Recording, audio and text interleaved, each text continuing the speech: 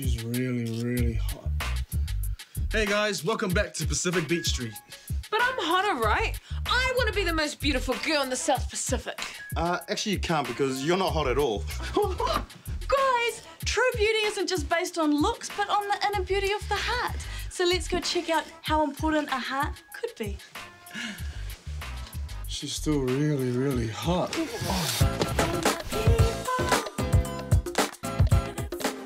Every year, approximately 30,000 New Zealanders die. And if you knew you had the power to save just one life, wouldn't you? Well, with organ donation, you can. Today we're going to meet someone from an organ donor family and also meet an organ recipient who now has a second chance at life. Let's go.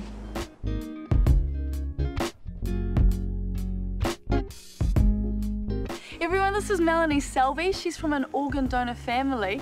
Now, Melanie, can you tell us about your experience with organ donation? 6.5 years ago, I was living in Scotland and I got a phone call from my dad saying that my brother had been in a really serious accident. So Dad said, you need to get home. At the airport, he said that Jared was brain dead.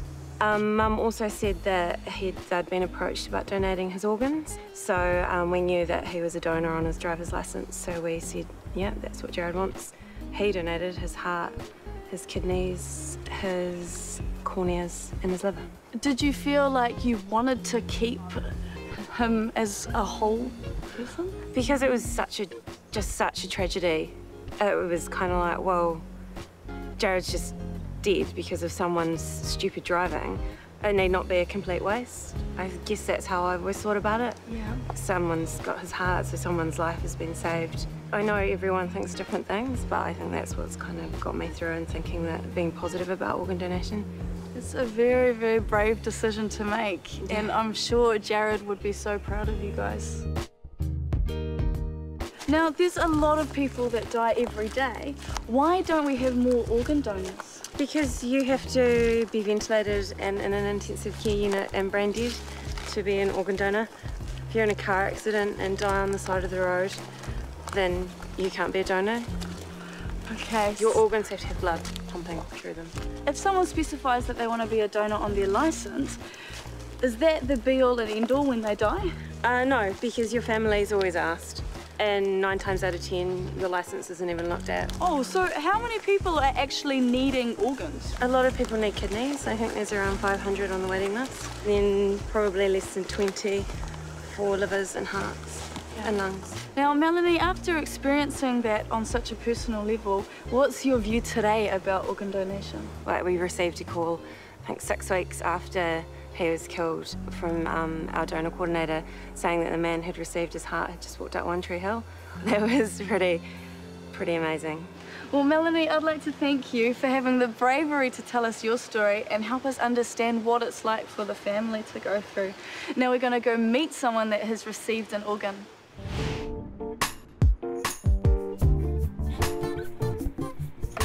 Everyone meet my new friend Jeff Lofthouse. How's it going? Good, thanks. How are you? I'm good, thank you. Now, Jeff, you received a heart transplant last year.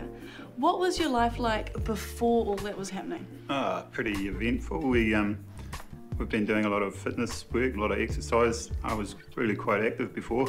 Did a lot of cycling, did the Taupo, around the Taupo event cycling challenge.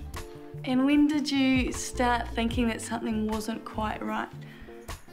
Well, there was no sort of warning. It was just sort of about 5 weeks of sort of feeling a little bit unfit and thinking, things aren't sort of that cool. Sunday night we were just doing some small jobs around the house and didn't feel too good. My wife asked me, you know, what, do you want to go to the doctor? Or I said, no, I think we should go to the hospital.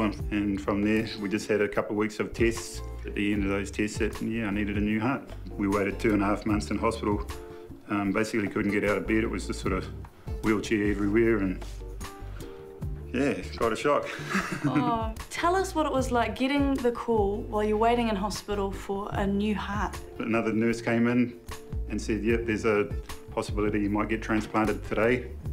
And we've waited probably, I think about 10 hours for it to actually eventuate. And then a couple hours later you wake up with another person's heart inside of you. A couple hours later, it was a 6-hour operation and a day and a half that before I woke up. I mean, I was quite confident that I wasn't going to die in hospital, but the nurses and doctors were saying you're very sick. There's a good chance that you might. And that sort of, yeah, it brings you. Yeah. Jeff, is there something that you'd like to say to the donor family? Yeah, I mean, where do you start? But yeah, I'd certainly like to thank them. And yeah, appreciate what they've done. It's really saved my life. Since the operation, do you feel like you're back to full health now? Not yet, no. They, the doctors think maybe, well, the advice I've had is probably about a year. So we're 5 months after the operation now, after the transplant. So it's getting there. Would like it to be much faster, but it seems to be a pretty slow process. Hopefully with time it'll come back to normal. Jeff, thank you for sharing your story with us. We can really see how important organ donation is. If you guys would like to find out more, make sure you check out the website below. And I'll see you guys later. Bye-bye. Cool. Thank you. See ya.